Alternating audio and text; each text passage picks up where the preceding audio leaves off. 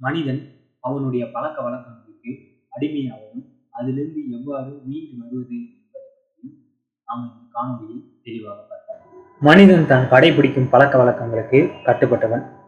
பின்பு எவ்வாறு சுதந்திரமானவன் என்று கூற முடியும்? வாழ்வையோ வாழ்வின் நீதி நியாய அறக்கட்டளை கோட்பாடுகளையோ மனிதன் உருவாக்கவில்லை. இந்த நீதி நியாய அறக்கோட்பாடுகள் வாழ்வில் எவ்வாறு செயல்படுகின்றன என்பதை விளக்கிக் கொள்ள முடியும். அவற்றை முழு மனதோடு ஏற்று தன் வாழ்வில் ஒழுக்கமாக ஆக்கிக் கொள்ளலாம்.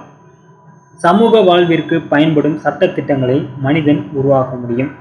வாழ்வை கட்டுப்படுத்தும் சட்டத்திட்டங்கள் ஒருபோதும் அவனால் உருவாக்க முடியாது. வாழ்க்கையின் நுட்பமான நீதி நியாயங்களை பகுத்து ஆராய்ந்து தேர்ந்தெடுத்துக் கொள்ளலாம்.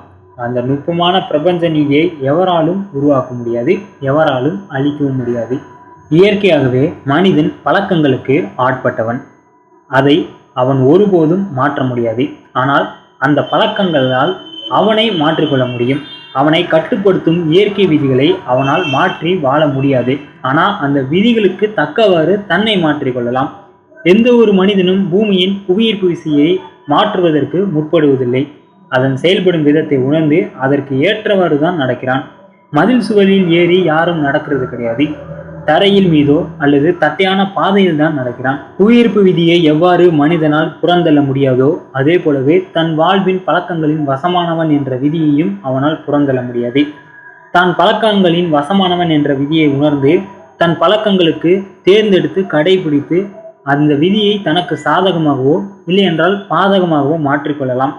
ஐம்புலன்களுக்கு புலப்படும் ஆற்றலையும் அந்த ஆற்றல் உருவாவதற்கான காரணத்தையும் அறிந்து அதை பயன்படுத்த விளைப்பவர்கள் அறிவியல் அறிஞர்களாக கண்டுபிடிப்பாளர்களும் ஆகின்றனர். தீய பழக்கங்களையும் தீய எண்ணங்களையும் கொண்டவன் தீயவனாகிறான்.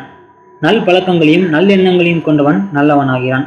தீயவற்றை விட்டொழிந்து நல்லவற்றை கடைபிடிக்கும் போது தீயவன் நன்மையானவனாக உருமாறுகிறான்.